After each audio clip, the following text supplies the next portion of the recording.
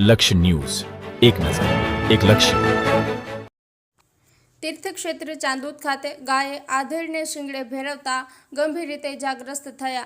આધેડને પ્રાથમિક સારવાર બાદ વધુ સારવાર અર્થે ડભોઈ ખસેડાયા. અવારનવાર રખડતા પશુઓના હુમલાથી નગરજનોના જીવ જોખમાઈ રહ્યા છે. છતાં ચાંદોદ ગામ પંચાયતના સત્તાધીશો પ્રજાની સુરક્ષા હેતુ સમ ખાવા પૂરતું કોઈ કાર્ય કરવાના મૂડમાં નથી. ડભોઈ તાલુકાના ચાંદોદના ત્રવાડી ટેકરા વિસ્તારમાં રહેતા ભૂપેન્દ્રભાઈ ભટ્ટ ઘરેથી પોતાની આનંદ રેસ્ટોરન્ટ હોટલ ખાતે જવા નીકળ્યા હતા.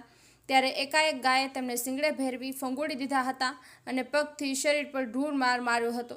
આસપાસના દુકાનદારો અને રાહદારીઓએ દોડી આવી મહા મુસીબતે ગાયના ચુંગલમાંથી છોડાવી ગંભીર રીતે ઇજાગ્રસ્ત ભૂપેન્દ્રભાઈ ભટ્ટને પ્રાથમિક સારવાર બાદ ડભોઈ ખાનગી હોસ્પિટલ ખાતે સારવાર અર્થે ખસેડતા તબીબ તપાસમાં મોઢા તેમજ શરીર પર ગંભીર ઇજાઓ તેમજ હાથ અને ખભાના ભાગે ક્રેક આવી હોવાનું જાણવા મળ્યું છે.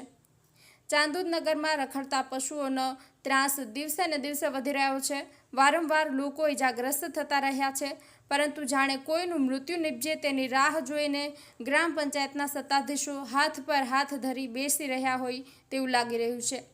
પ્રજાના મતથી ચૂંટાયેલા પ્રતિનિધિઓને હવે શું પ્રજાની જરૂર નથી? જે હોય તે સત્તાધીશો અંદરો અંદરની હુંસાતુસીને બાજુમાં રાખી તત્કાલિક ધોરણે રખડતા પશુઓને ઢોર ડબ્બે પૂરવાની સાથે ઢોર માલિકો વિરુદ્ધ કાયદેસરની કાર્યવાહી હાથ ધરી રખડતા ઢોરના ત્રાસમાંથી મુક્તિ આપી નિર્ભીકપણે ગ્રામજનોને નગરમાં હરવા ફરવા અને તેમજ શાંતિથી જવા આવવાની સુવિધા પૂરી પાડે તેવી અત્યંત આવશ્યક થઈ પડ્યું છે. નિરંજન ચૌહાણ, ડભોઈ.